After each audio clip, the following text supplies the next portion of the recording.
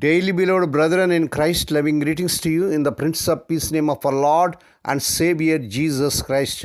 Today, July 19th, 2025, Saturday, Holy Trinity Church Ministries presents Daily Manna. Today's subject, the sweet aroma of Lord Christ. The sweet aroma of Lord Christ. Now let us open our Bibles and read a verse from 2 Corinthians 2nd chapter 15th verse. We are to guard the pleasing aroma of Christ among those who are being saved and among those who are perishing. May God add His blessings through the reading of His precious word. Dear children of God, saints of God, I knew a rancher who lived near Lomata, Texas. His two grandsons were my best friends. We would go into town with him and follow him around while he shopped and chatted with the folks he knew. He knew them all by name and he knew their stories. He had stopped here and there and asked about a sick child or a difficult marriage. And he had offered a word of encouragement or two. He would share scripture and pray if it seemed the right thing to do. I will never forget the man. He was something special. He didn't force his faith on anyone, but he always seemed to leave it behind. The elderly rancher had about him what Apostle Paul would call the sweet aroma of Christ. 2 Corinthians 2nd chapter 15th verse. God used him to spread the aroma of the knowledge of Christ.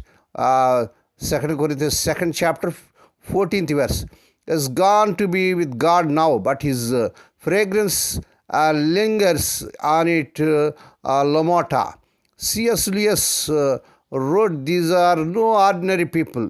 You have never talked with a mere mortal." Put another way, every human contact has eternal consequences. Every day we have opportunities to make difference in the lives of people around us through the quiet witness of a faithful and gentle life or through encouraging words to weary soul. Never underestimate the effect of Christ-like life can be on others. What do you think about the statement, "There are no neutral contacts"? What difference could it make in the way you view every contact and conversation throughout the day? May God bless these few words. Now let us pray. Dear Heavenly Father, Holy Father, we thank Thee and praise Thee for this peaceful morning that was given to us to come to Thee and to meditate upon Thy word. Bless those that are listening daily and regularly. Bless those that are sharing Thy word to their friends and beloved ones. Not only to hear, help them a lot to walk worthy according to the word of God. Lord, fill us, Holy Spirit, with love, gentleness, and kindness toward others. Lord, we pray for those who are celebrating their wedding anniversaries and birthdays today, Lord. Bless them and crown them, Lord, with the air of mercy, grace, and gladness. Perform a new thing in their life. Fulfill their heart's desires. Lord, we pray for the sick and suffering. Lord, touch them, heal them. Because with Thy stripe, Thy people are healed. Nothing is impossible to You. Lord, we pray for those who are in great agony because the loss of forgiveness in their family. Spirit of the living God, Thou art the God of all comfort. Comfort them, console them. We ask Thee, Lord, that this week the unemployed youth may be given employment beyond their eligibility. Lord, we pray, let the unmarried youngsters get married in this month. They desire in Lord's powerful name. Lord, we pray for Thy servants as they serving the vineyard. Use them mightily to win many souls.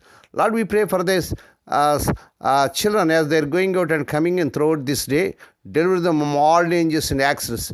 Give them safe journeys. We commit all these things into the mighty hands. We ask Thee and give Thee thanks in the Prince of Peace name of our Lord and Savior Jesus Christ. Amen. May the grace of our Lord Jesus Christ and the love of God and the fellowship of the Holy Spirit be with us all now and evermore. Amen.